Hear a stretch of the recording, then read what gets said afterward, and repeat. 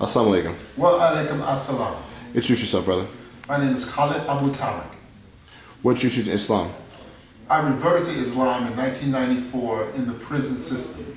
I was 31 when I reverted to this beautiful way of life, Islam. A lot of people ask me what brought me to this beautiful way of life, and the only answer I can give them is it was time that Allah subhanahu wa ta'ala to bring. It was the time, my time, and Allah subhanahu wa ta'ala brought me at that particular time, in that particular place. Are you originally from Louisville? I'm originally from Louisville. I was born in Louisville, Kentucky.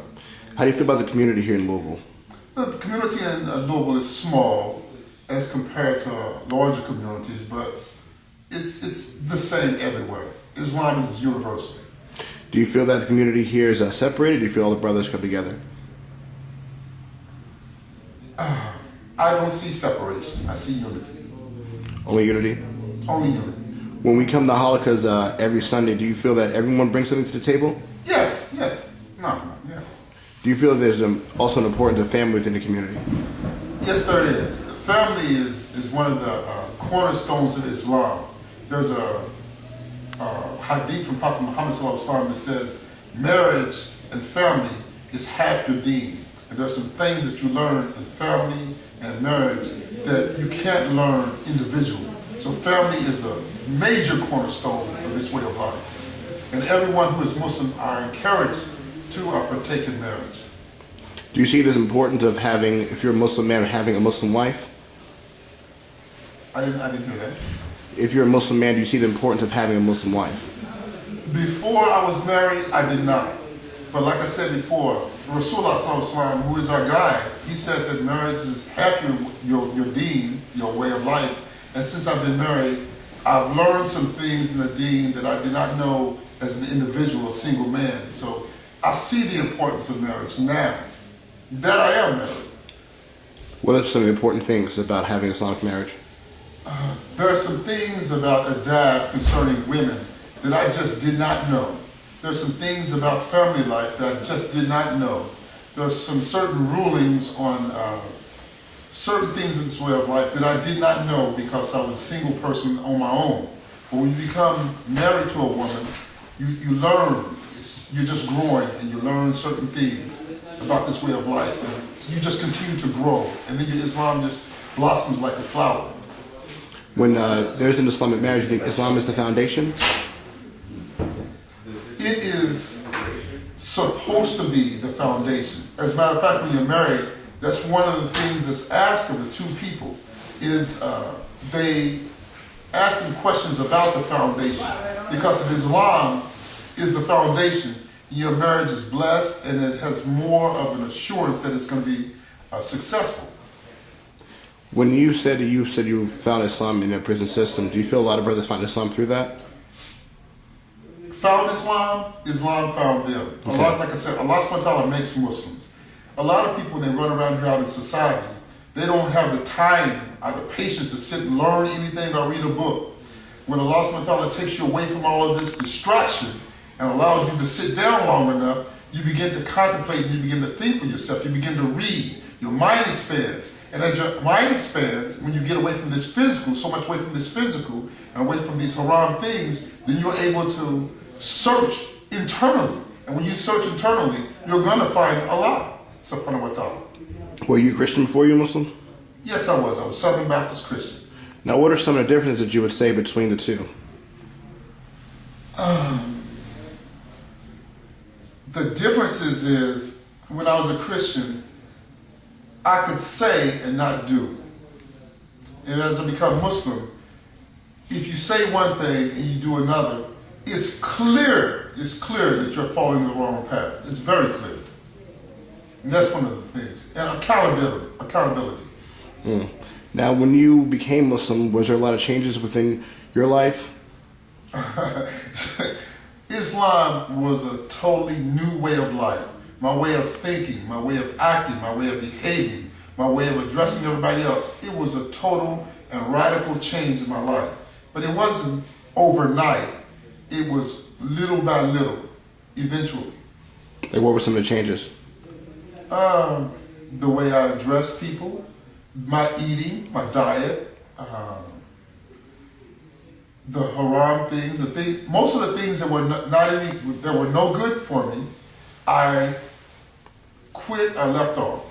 And then the things that were beneficial or good for me, those are the things that I adopted. That's one of the major changes. 2, leaving off the things that were bad and enjoying the things that were good. 2 biggest changes. Now with Christianity, you have sin and you have things that are forbidden in Islam. What are some of the things that are kind of similar as far as the 2? Similar? Yes. As far as what is bad in Christianity and what is bad in Islam. Like I said before, it's application of the tenets of the religion. In Christianity, there are things that are bad, like we have the 10 Commandments. There are things that are bad for you. Thou shalt not kill, thou shalt not steal. But it's acceptable to do them. In Islam, there are tenets of the religion, or this way of life.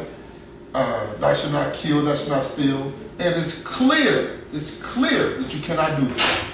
And you don't cross that line. Mm-hmm. Now within being in the community, do you feel that it's getting stronger amongst African Americans and more brothers are coming together? Yes, and I think this is the will of Allah that we come together. And it's going to happen. Mm-hmm. So we've talked about the importance of family in Islam.